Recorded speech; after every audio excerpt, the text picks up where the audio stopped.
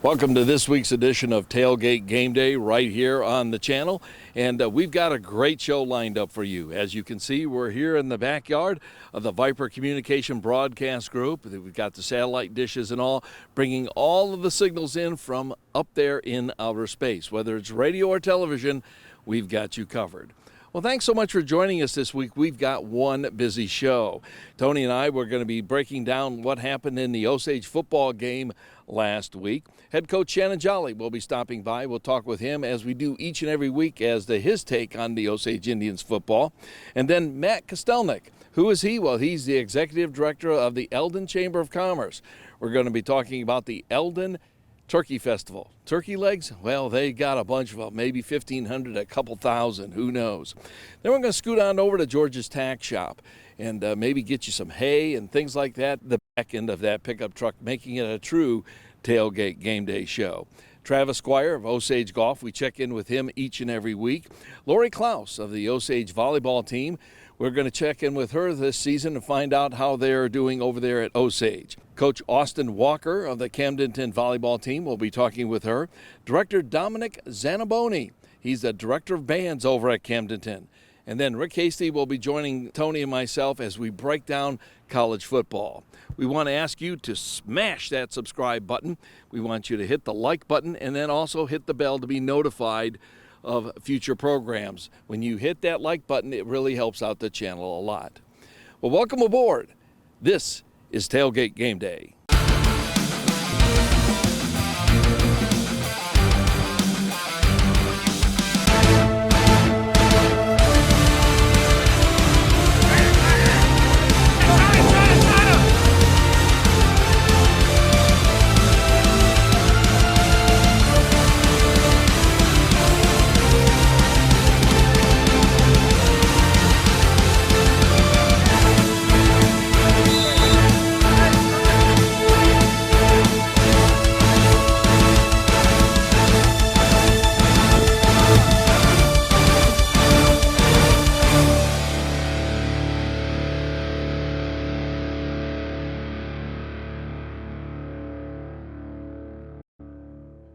We're here at the Eldon Chamber of Commerce with Matt Kostelnik. How you doing, Matt? I'm doing pretty good. How are you doing? All right. Big days are coming up here, not too long away. It's actually in another week or so. Yeah. We're talking the Turkey Festival. Yeah, Turkey Fest is really coming along strong. I think I've been working on it ever since I started here. I started here at the Eldon Chamber about 5 months ago. So, I've participated in the Turkey Fest, enjoyed all the festivities as a citizen. Now being on the other side of things, it's quite different, but it's been very fun and enjoyable. You know what is so neat is that when you're coming from the outside and you walk up and down the street, all the vendors are here, and there are a couple different places that they sell the big turkey legs, and everyone rushes to that first. Yeah, that has been one of our key points this year. That was like one of my first things I did, here was ordering the turkey legs. Got to make sure those are here first out of everything. But yeah, it's one of my goals, and I think our board's goals is to make this an iconic event. I mean, we've been here for 37 years, and, we just want to make it bigger and stronger and have more people come and enjoy it. You're just a little bit north of Lake of the Ozarks, and, Tuscumbia, people say, well, that's the county seat of Miller County, but still Eldon is still that where the Rock Island Railroad went through. There's a lot of history here. Yeah, there's tons of history. Even here at our facility, there's a lot of stuff that's been donated by family members that have been part of the Rock Island. And years past, and it's still known as the gateway to the lake, and it still is. And with the trail coming in, I think that's going to be another one iconic piece that Eldon will have with the lake. And well, see, the railroad, a lot of people don't know where it came from and where it was going to, but it went right through Eldon. Yeah, actually, Eldon was the turntable for the Rock Island. So from Chicago all the way to Kansas City, past that, Eldon was kind of that stopping point. And then with the histories like with Petticoat Junction and that kind of stuff, without Eldon, there probably wouldn't be a Petticoat Junction. So Now, explain a little bit about that history, because when you mentioned that, there's a lot of old folks out there, and even some young folks that have even watched that TV show, Petticoat Junction. Explain that connection point to Eldon. So Petticoat Junction kind of happened when Paul Henning and his wife, when he was doing Green Acres and the other shows, his wife actually told stories about her time visiting with her grandparents, who used to own the Burris Hotel, I believe, with my history looking into that kind of stuff. But all the stories that she would tell when they were staying with their grandparents, and the train and the businessmen came, and I guess Paul found a good story behind all that. And Eldon's no Hooterville, but Eldon does definitely bring a lot of unique interests and experiences and different types of variety of businesses to enjoy. Well, Henning brought a lot of interesting old-time type of shows to TV. Okay, we've got the Big Turkey Festival coming up, and kind of explain again when that will be exactly. So Turkey Fest will be September 30th. We'll start at 9 and it ends at 4. We have a parade that will start at 10, and turkey legs will be at the Eldon Chamber booth. We'll sell those and chicken tenders, or not chicken, turkey tenders. There from 9 to 4. All right. If you've never been to the Turkey Festival, it's something to behold. And every little community around the lake, they have their own little festival. And there's another one coming up in Versailles just down the street in another few weeks. Yeah. And that's the Apple Festival, but it's Eldon that kicks it all off. Yeah, I would definitely say that. And one thing on our plate too is we're already playing for next year, what we can do to make it bigger and better. And I think with our schedule for this year, we've got, like, in our community center parking lot, we have bounce houses, just to be clowning around. The Miller County Sheriff Department's bringing their stuff. We have a student art exhibit. One new thing I think we are bringing this year is a carnival. So that's going to be out in the community center parking lot. Just from looking at some of the pictures and talking to the guy, there's a lot of great things that is coming with that. Also, there's Young Eagle flights out at the airport that people can do, and we also have MU air to flight medical helicopter that's coming by that day as well. All right. Thanks so much, Matt. You're welcome.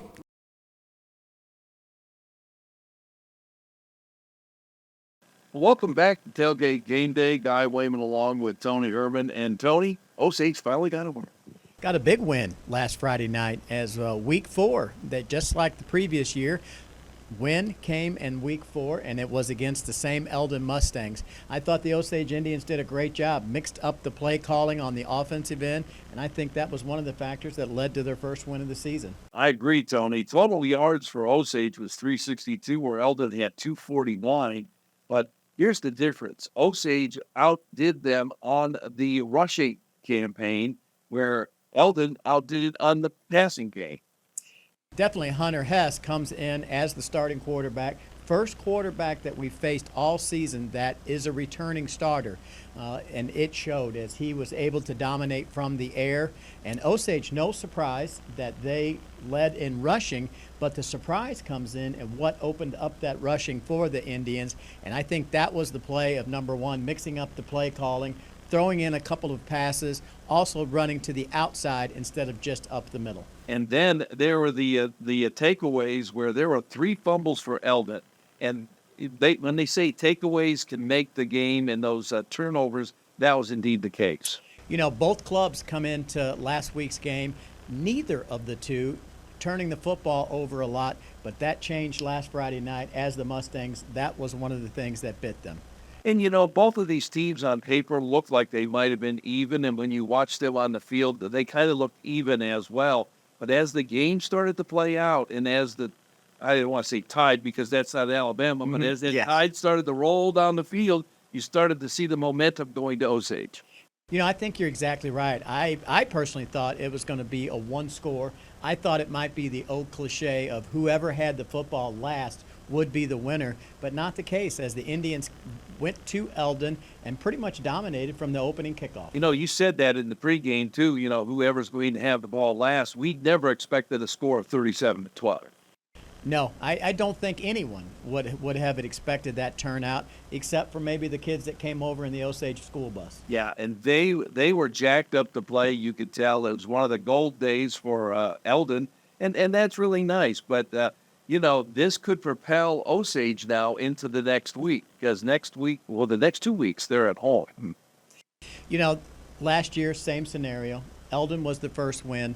But California, who is our opponent this Friday night, is a perfect example of, I think that was the true test that really got the Osage Indians going last season, as they had a good club, a nice club, very balanced. We had to get on the bus and go there as well. And California, traditionally known for smash mouth football. Now, it's interesting because last week when we were talking about Eldon, we were in the skybox. So we were on the roof. Well, last year when we went to California, we were in the cheap seats. We were in the bleachers. And it's going to be changed because we're going to actually be in the booth this week. Absolutely. As they say, we were in the open air facility. And as the night wore on, it got a little darker out there. But what a great experience, though. Beautiful field in Eldon, Missouri. Great competition between two teams that, once again, we can say another cliche, throw out the records when these two get together. Okay, what do you think California and Osage are going to do this Friday? Another good test for the Osage Indians. If they can come out and continue this variance on the offensive end, I think good things can happen. We saw an option in a pitch last week. That's new. We saw several passes to the middle of the field. That was new this season, as well as Maverick Trusty starting to gain confidence in this Osage Indian offense. When you mentioned that pitch on the wideout, it was pitched out to the far right side, and he took it on down. That was one of those yard gainers that went in. And then they went for the 2-point conversion, and they made it. Absolutely. And as it didn't take much for the momentum of the Osage Indians to carry them through, and then the Indians brought home a big win. Well, it's going to be a great game Friday night, and I think the boys are going to be ready, the players and the coaches, because I think the coaches learned something, too, from the Eldon game. I think so. I think they're very happy. Tried to mix it up in week 3 as well, Guy, if we remember correctly. Tried to mix that offense up just a little bit. The offense looked good last Friday night. And to be honest, we've been on the offense and defensive line of the Indians. We've got to talk. We've got to talk them up when they do well. And I think that was the first game that they've definitely contributed to the final score. Well, there's 4 games in the books. There's 5 more to go. So technically, this is like a halfway point. Halfway. Can you believe it already? Wow. Actually getting cooler as well. You remember we started week 1 at over 100 degrees, and now it is cooling off. And I think the California game is going to be another test for these Osage Indians as they come in 2-2.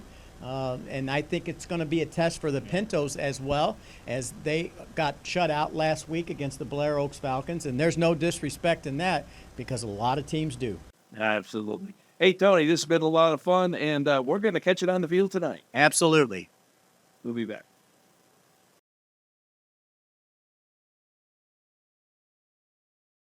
We're here with Coach Shannon Jolly. We're on the campus of Osage High School. Good day, Coach? Bad day, Coach? It's been a good day. We're just trying to get ready for everything on Friday, so it gets a little stressful this time of the week. These interviews following a win are a little bit better than the ones following a loss. Yeah, it kind of depends on how we play, really. I mean, I've had some wins where we didn't play very well that losses can be even better. So, our kids are ready to go this week. I think we've had a pretty good week of practice, so we're looking forward to tomorrow night.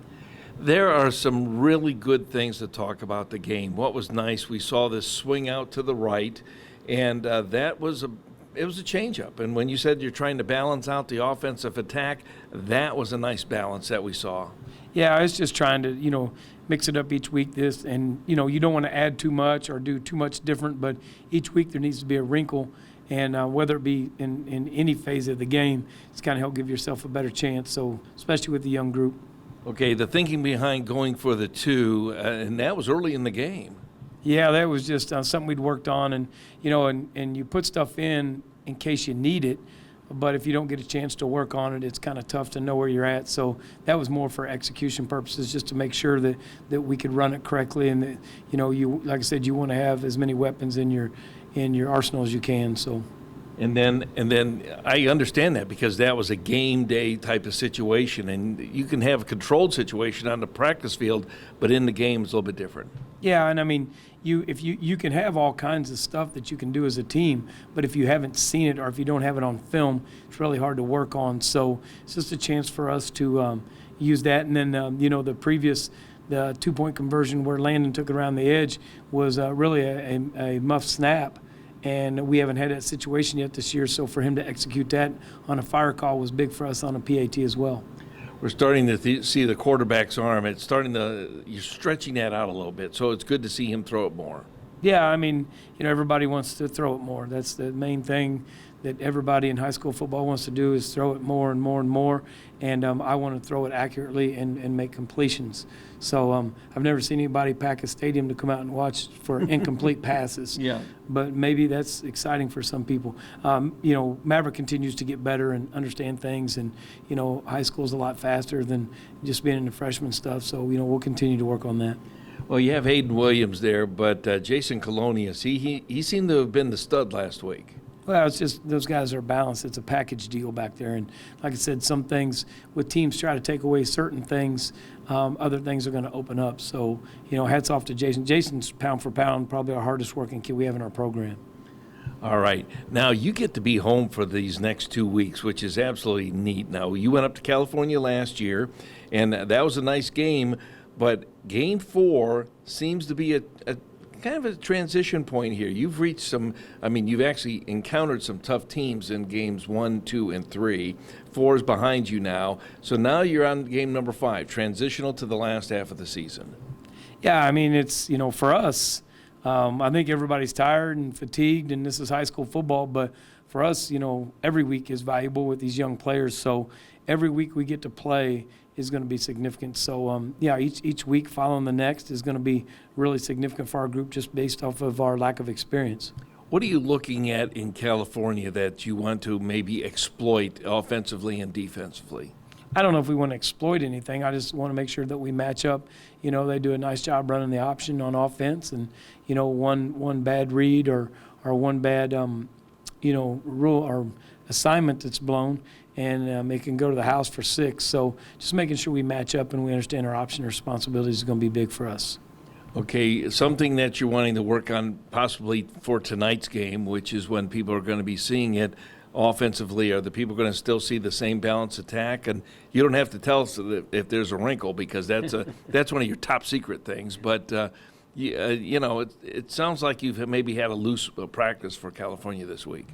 I mean, it's just been good. I think our kids, it can always be better. We're still trying to figure out what our tempo is in practice and how much we want to do and how much contact we want to have. But, I just want them to play hard. I think if we play hard and specifically on the back end defensively, our safeties and corners, if they come up and fill and run the alleys like we want to, I think we feel confident that, we'll have a chance to win at some point in the game. Any injuries? Nope, I don't think so. I think we're pretty healthy. All right, what about next man up? We asked you about that first week of the season. You probably have had another one since then.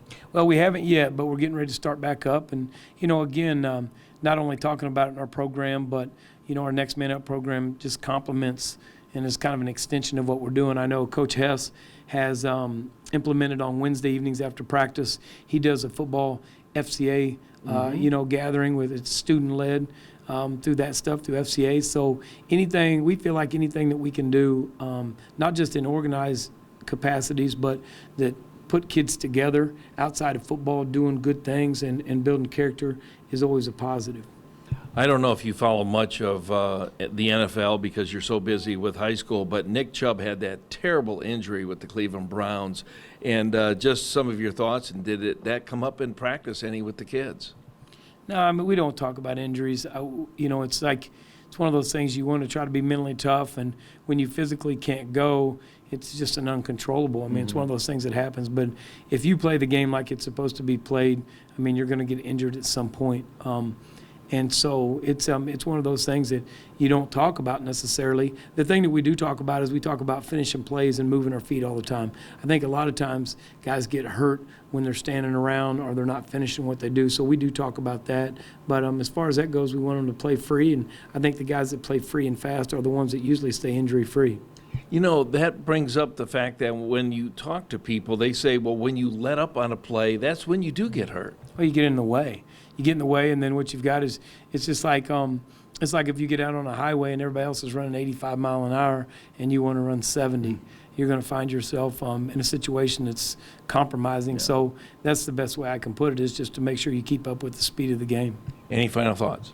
No, we're just excited about having California here, and we're just really excited. We're sitting down here talking about the homecoming parade next week, making sure we got trucks and all that stuff taken care of. So, you know, it's just a lot going on around here. Sure is. Coach's Corner. Thanks, Coach. Thanks for being here.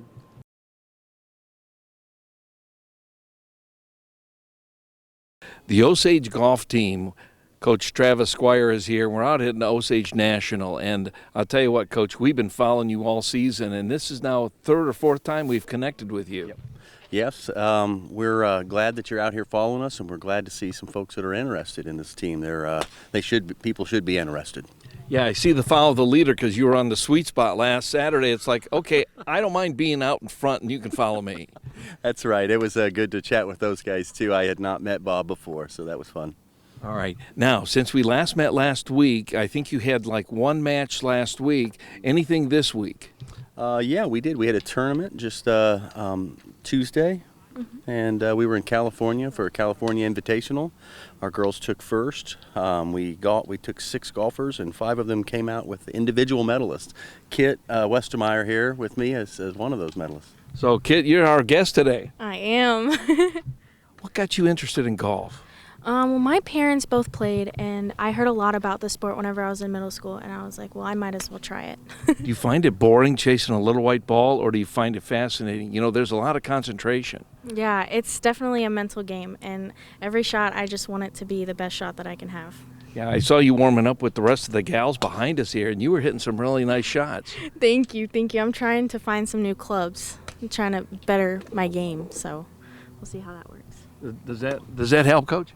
Well, this time of the season, getting new clubs can be dangerous because, you know, we're heading into postseason, and from here on out we have conference, district, and state. So we want to kind of keep things the same, but yeah, there's room for a new club. So the woods and the irons, you have those 3 games. You have your woods game, and then you have your irons game, and then obviously short, but then it's putting. Where's the strength in this club? I would say all over there. All of my girls, and this is I'm just very fortunate in this. They can all hit the long ball, so they're all long off the tee, and playing from the ladies' tees, they make a course look short, and so. But then that helps their short game because now we're not covering as much distance. We're not using as many mid irons, and so the thing that we are going to be focusing on from here on out is our short game for sure. We know we can play from tee to the greens where we're going to score and where we're going to make our progress and where we're going to best our opponents is going to be on the greens and around the greens. Well, they always say drive for show and putt for dough. Putt for dough, that is correct, and it's true then and it's true now.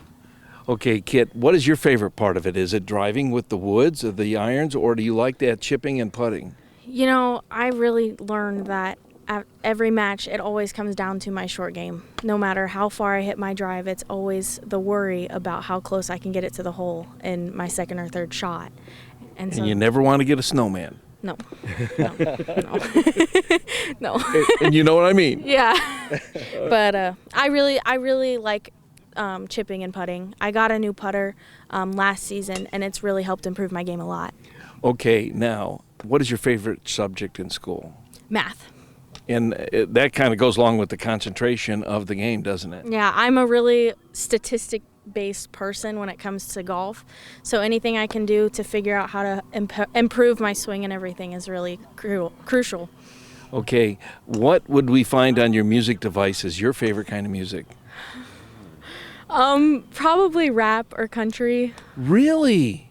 Yeah, I really like George Strait and like George Strait to like 21 Savage.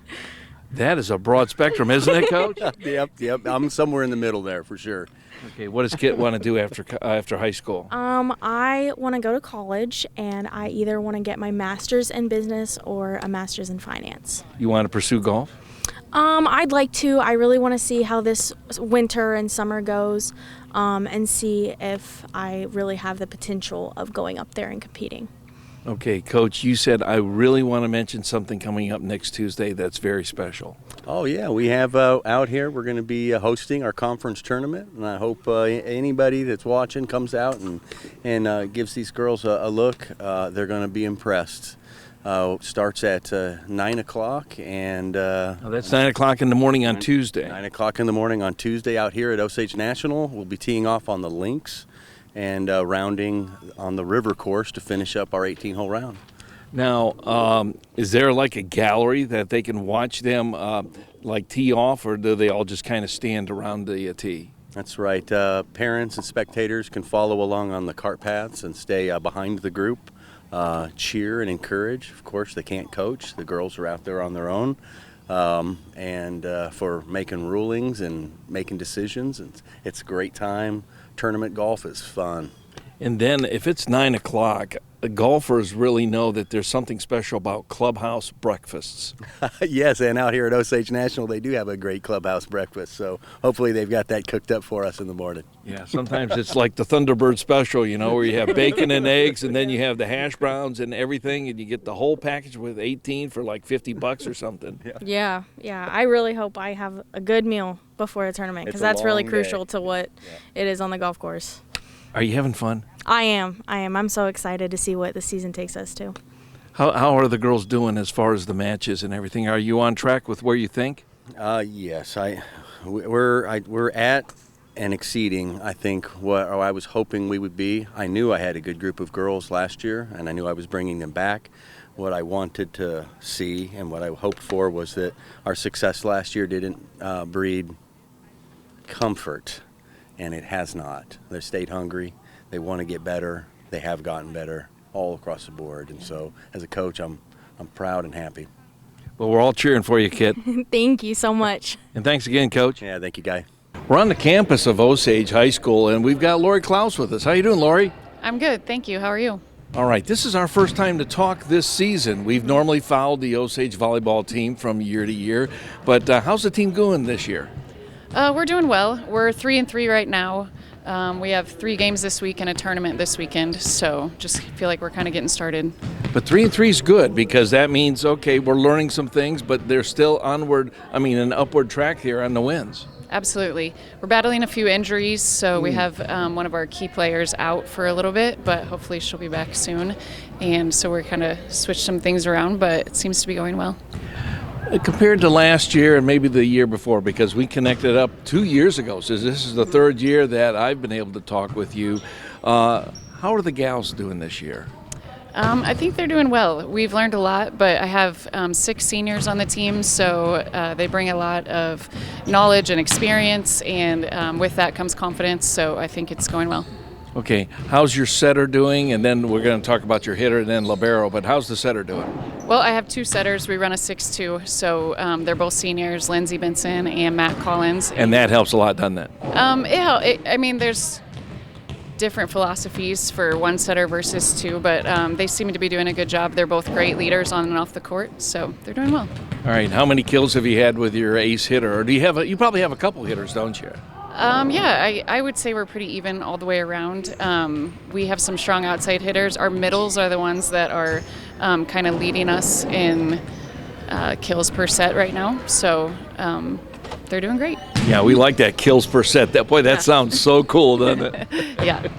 Okay, libero, how you doing on that? Good. We call the libero the diva of the club. Taylor is our libero. She's a senior. She's been our libero for 2-3 seasons now, 2.5.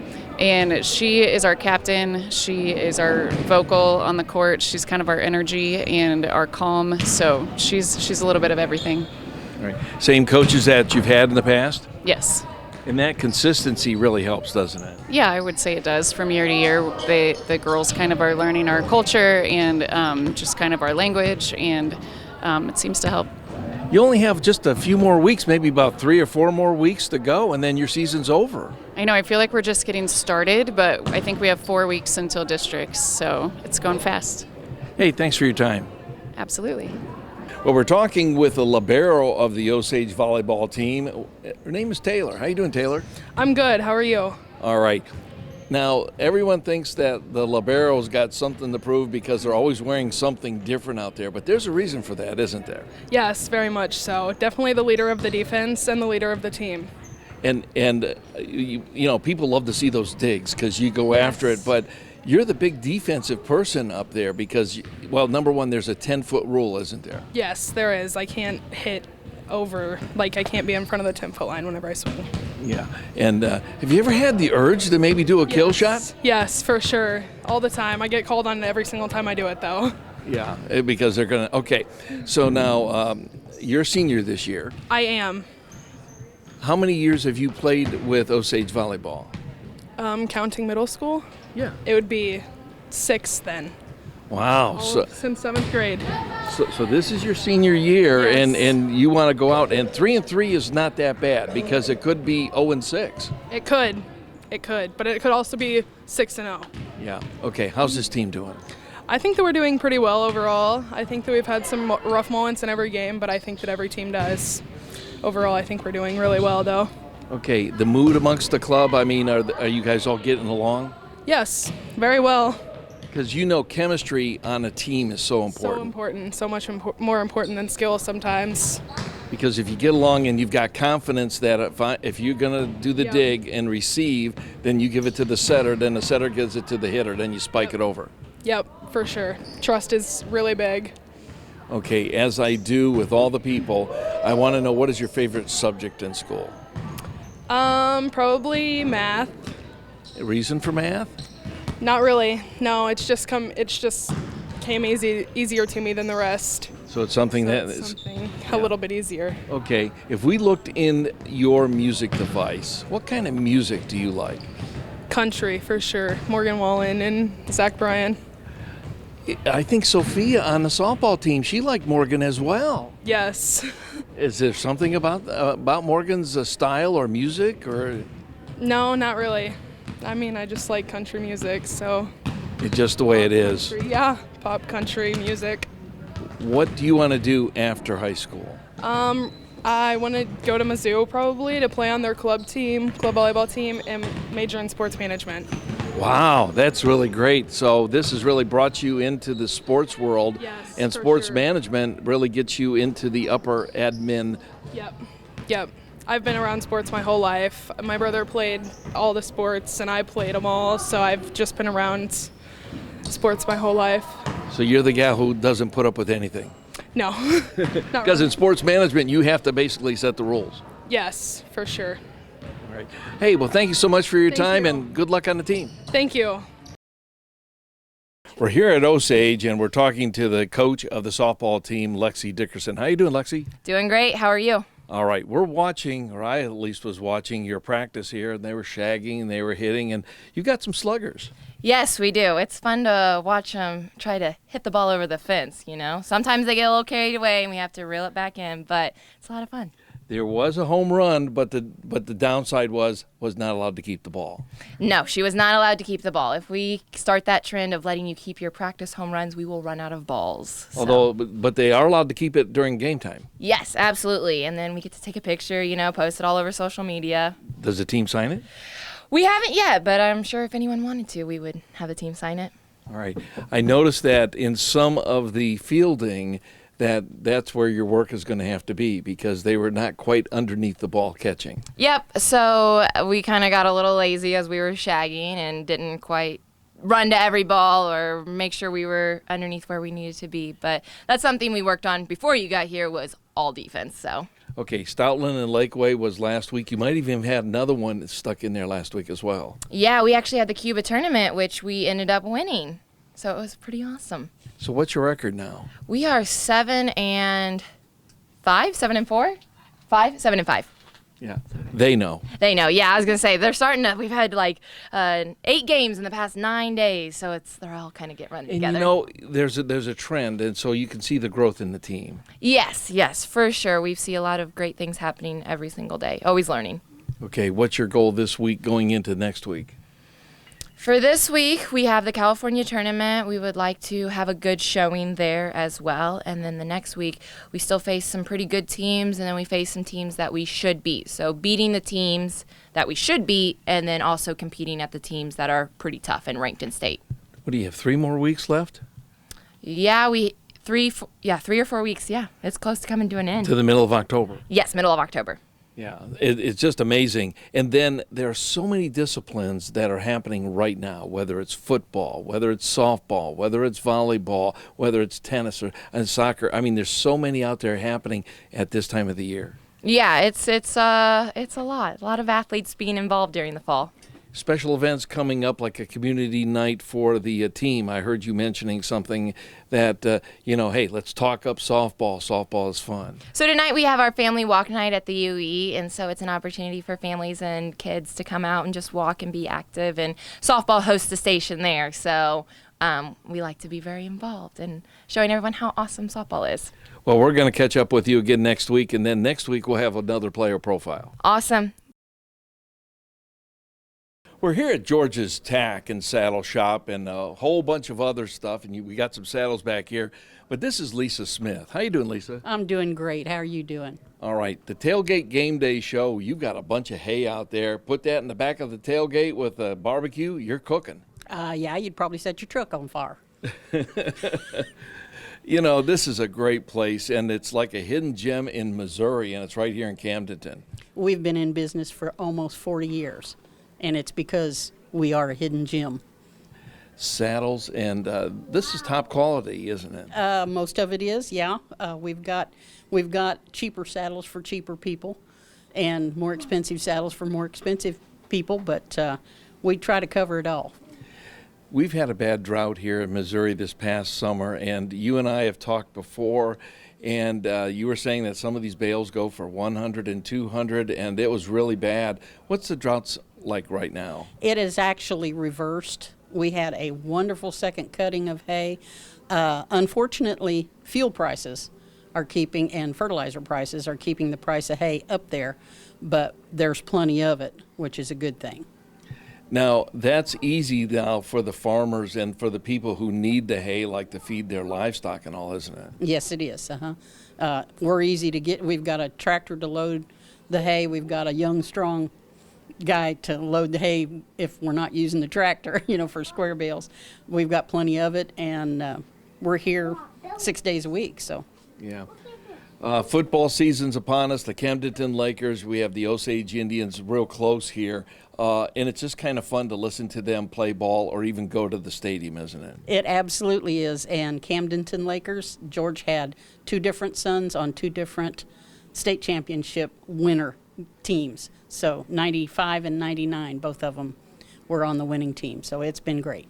Getting ready for a game, and this is a tailgate game day, sometimes the preparation for the game is better than the game. Probably so for those tailgaters.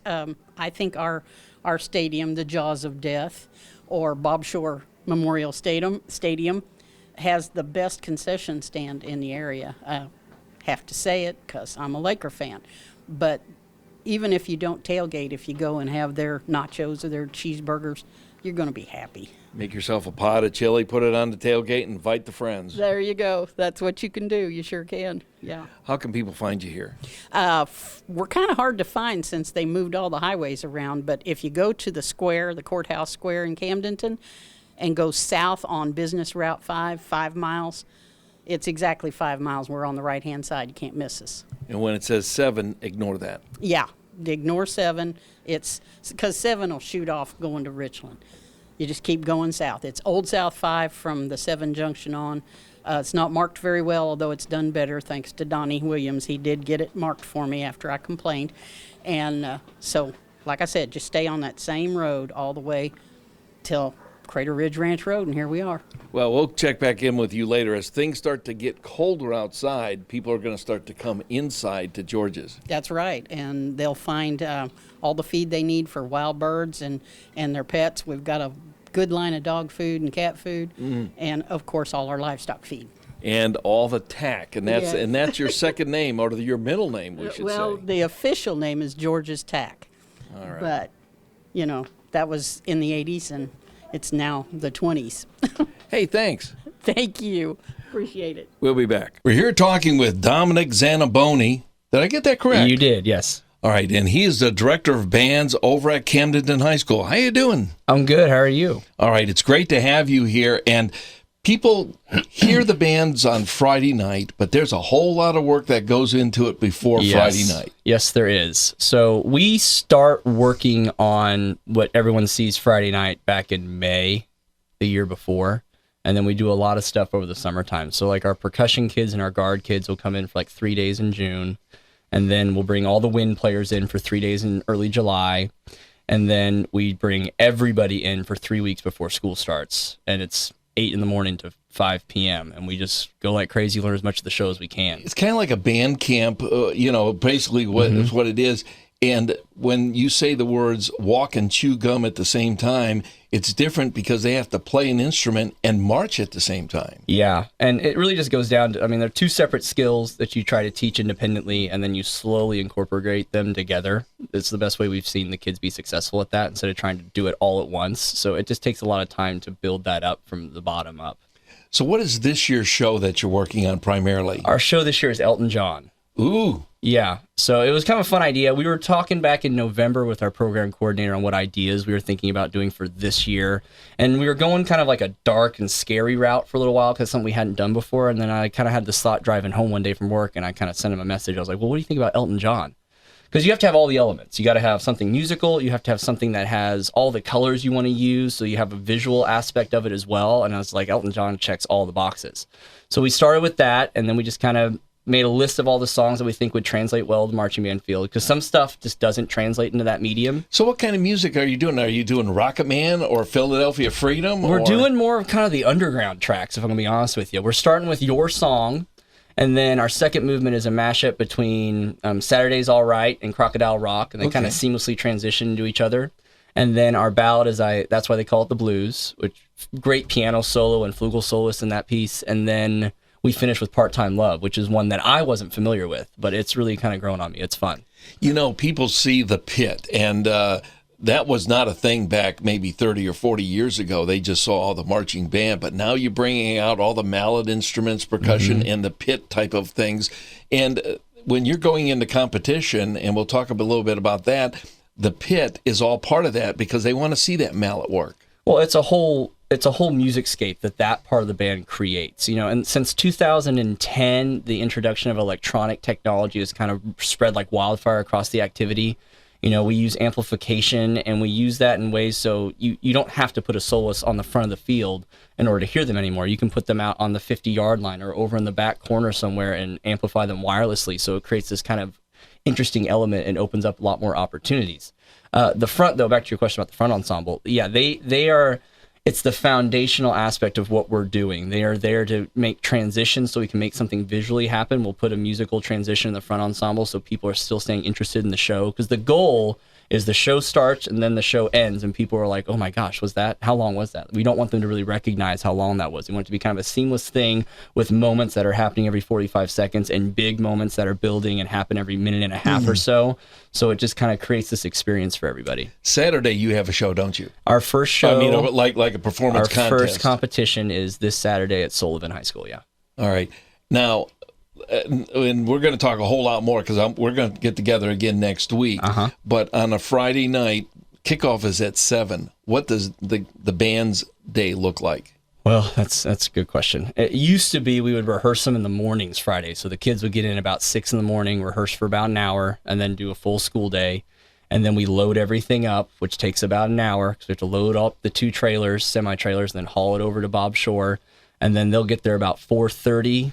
Takes about an hour and a half to unload everything, get into uniform. We'll rehearse for about 30 minutes, head on down to the field about 6:30, do the national anthem, play for the first half of the game, pull them out of the stands, about 6 minutes left in the second quarter, warm them up, get them focused in, and then do our performance. And then after that, we load everything up and put everything away because usually every Saturday we are either rehearsing or we're going to be on the road somewhere. Now, somewhere in there, do the boosters feed the kids? The boosters do not feed the kids on Fridays. So do they eat at all? Is there an eat time? Yeah, they usually get some food after school and we'll eat in the band room on their own. The boosters do feed the kids, like through band camp, and they feed them when we're on the road. Yeah, people are traveling. listening. Well, that's mean. You don't feed the kids. No, we feed the kids. Trust me, we take care of them. We take care of them really well, but we don't have anything set for Fridays. No. All right. Well, Dominic Zonaboni, thank you so much for coming in. We'll talk to you again next week. All right, sounds good. Welcome back to Tailgate Game Day. Tony Hermann, Rick Hasty, myself, Guy Wehman. We're going to talk a little college football here. And Rick, it's good to have you with us. Let's talk some Mizzou. What's going on? Mizzou had a fantastic game last week. If you like suspense, all right, the question was that they were going to face Kansas State, number 15th ranked, and everybody kind of more or less assumed that they wouldn't be able to hang with them. Well, surprise, all right, a lot of surprises were in it. Brady Cook did get hurt a little bit. He's got a hyperextended knee, and there's questions of whether he'll be ready to play this weekend. But hyperextension is something that you can deal with. Yeah. All right. But the real big one, and coach has got to be extremely happy about this. You get Harrison Melvis, 61-yard field goal. I said 61 yards. All right. The NFL record for many years, all right, hung in those ranges. Now it's an everyday occurrence, but to have a college kicker to be able to hit that in a pressure situation, all hats off to him. He was the SEC Player of the Year, or of the week, all right, for Mizzou. Well, Mizzou, this was a really good game here, Tony, because it was Mizzou not ranked playing against a ranked Kansas State team. And, I think they were number 15. And so this has got to be a real uplifting win for Mizzou, Tony. You know, it's the first time they've upset a top-ranked team in the last couple of years. A natural progression for the University of Missouri program, where when Coach Drink came in, we weren't beating our money games. You know, the teams the teams you give a check to on the way in. Now we're beating those teams. We came into this game undefeated, and we left undefeated as well. As K-State, the Wildcats come into town, and just as Rick said, it wasn't going to go 62 yards, but it only had to go 61. And then the crowd rushed the field for the victory. An expensive game for the Tigers as they received a $100,000 fine from the SEC. Well, Coach Drink has got to be happy about that, because with the SEC and Mizzou being now in that big conference, that's giving some visibility to this team, Rick. And that is exactly what the people here in Missouri like to see, because they want that visibility, because they believe in this team. A lot of people go to Columbia to watch the team. They root for it on the weekends, and this has got to be fantastic for the players. Well, it is. I mean, the fans that come to see Mizzou play, many of them are very heavy sponsors, all right, and they've got a beautiful stadium.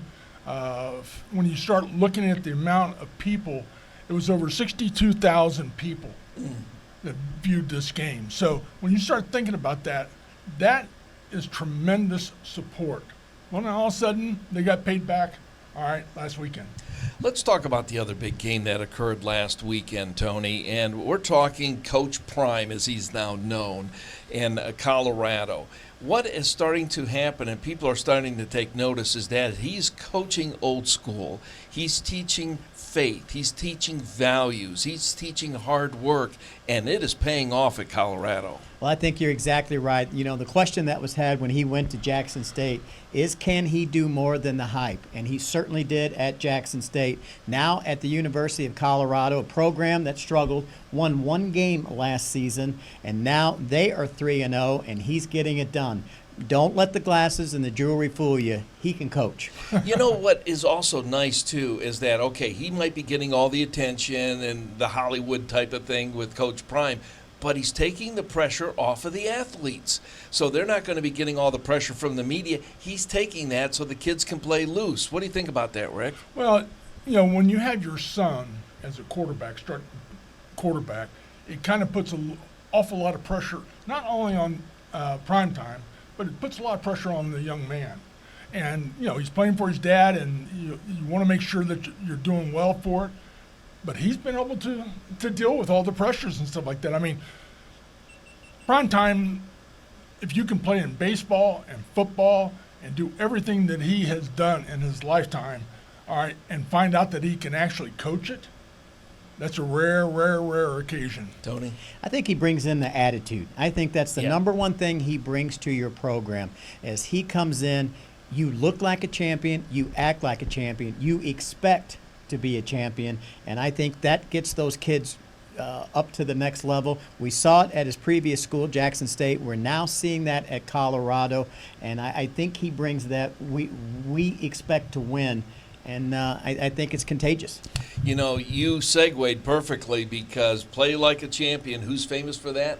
Notre Dame. Play like a champion. And they're on Big Ten Saturday night against Ohio State. You talk about a big one, and it's in Notre Dame.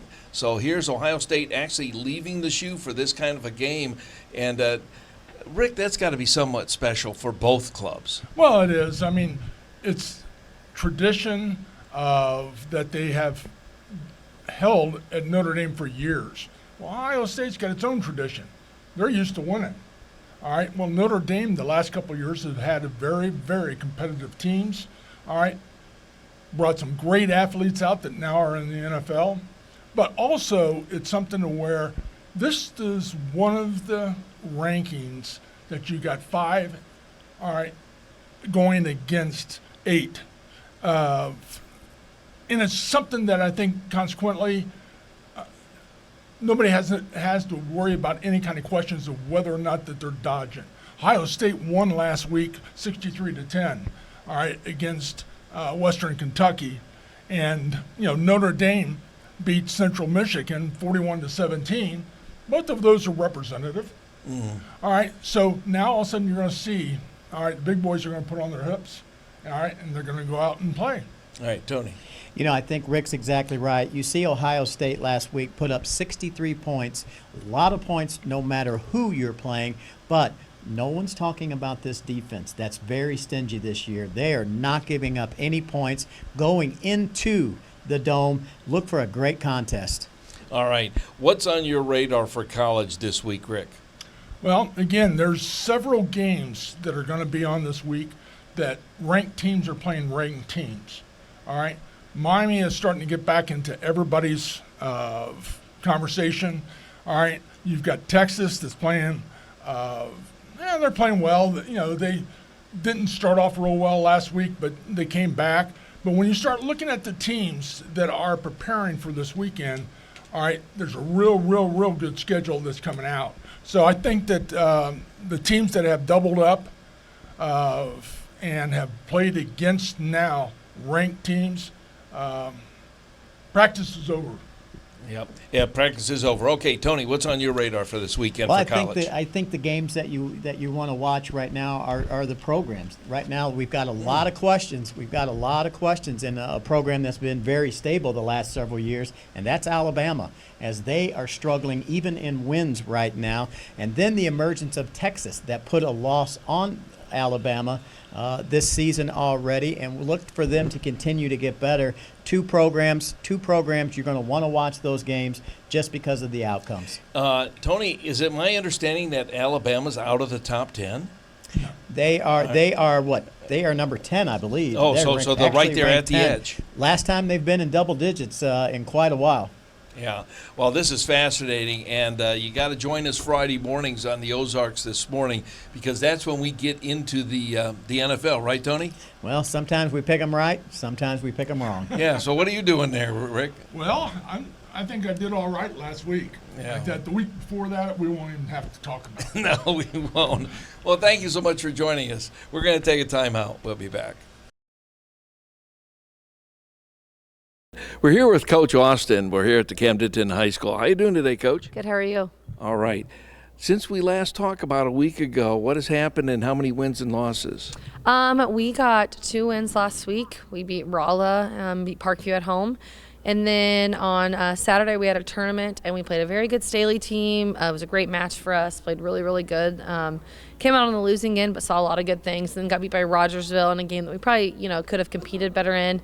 And then beat Battle in a close game at the end. Monday, we went to Southern Boone and dropped a heartbreaking 5-set match where we were up 2-0 and got reverse swept. And then Tuesday night, we had to turn around, regroup, travel to West Plains, and we lost in 4 close sets there. So we're just in that funk right now. But kind of working out of it from here. This is the point of the season where the wins are getting harder to come by because everybody's got film on you and you can see the other people, and the players are getting a little bit tired, and you have to keep them up. Yeah, we're kind of working through taking some kind of lighter practices, but getting a lot of quality touches in when we're in there. And we have 2 3-set weeks here. With tournament kind of in between. So, we are kind of in the thick of it. Good news is we're halfway.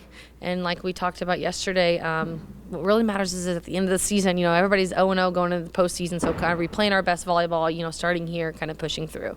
And I'm sure you're taking notes of this is what we need to do. Yeah. This is where we need to tweak, and we're going to move this person over here. Yeah, we're kind of plugging our pieces, and we've kind of had a consistent lineup and kind of found some sort of consistency, but it's just minimizing our errors on our end, and a lot of confidence for these girls. We just need to keep working, keep plugging away is what we tell them. Well, I'm calling this the Battle of the Lake. Yeah. And because I came from Florida where it was the Battle of the Beach. Yeah. But this is the Battle of the Lake because we have the Lakers here, and you're going to be going over to Osage on Monday. So this is truly like the Battle of the Lake. Yeah. It's always exciting when we get to go play there. It's right in our backyard, and they've got a pretty good ball club, pretty solid players, and our girls get to play with some of their friends, that they've played club teams growing up with and everything. So it's always neat just to go over there and get to play somebody around here. All right. What is your progress, in other words, your view of the progress amongst the girls? Do you see some tiredness going on? And you know what I'm talking about. Yeah, yesterday in practice we had a, short but a really solid practice, and we got a ton of touches, and at the end, they were just gassed, you could tell. So it's always nice when we can get in, kind of do a light, quick practice and get a little bit of a break. But we're preaching to them, working on hydration, nutrition, things like that. Recovery is huge for us, going 3 out of 5. We've had 9 matches 9 sets so far this week. So it's been a long week for us already. Just trying to keep our legs fresh and kind of our shoulders, healthy and everything. How are the coaches doing? We're tired. Because we can talk about the players, but yesterday we were dragging yesterday, been on the road 2 games this week, late nights, and just kind of the preparation. I'm really lucky. I've got Coach Wyatt, my JV coach, in the gym with me during the day, and so we've kind of been able to tag team it the last 2 years and kind of get some things, hammered out for the upcoming matches and everything. So we're hanging in there. All right. Well, good luck this weekend and the beginning part of next week, and we're going to catch up with you next week. Thank you so much. Well, that wraps it up for this week's edition of Tailgate Game Day. Thank you so much for joining us. Get ready for your favorite games this evening all across the state and even across the country, whether you're listening on the East Coast, West Coast, or right here in the state of Missouri. Once again, smash that subscribe button, and then you can become a part of the channel. And also, make sure that you thumbs up and like the channel. That really helps it out a lot. And then if you hit the bell, you'll be notified of future programs. Join us again next week as we have another edition of Tailgate Game Day.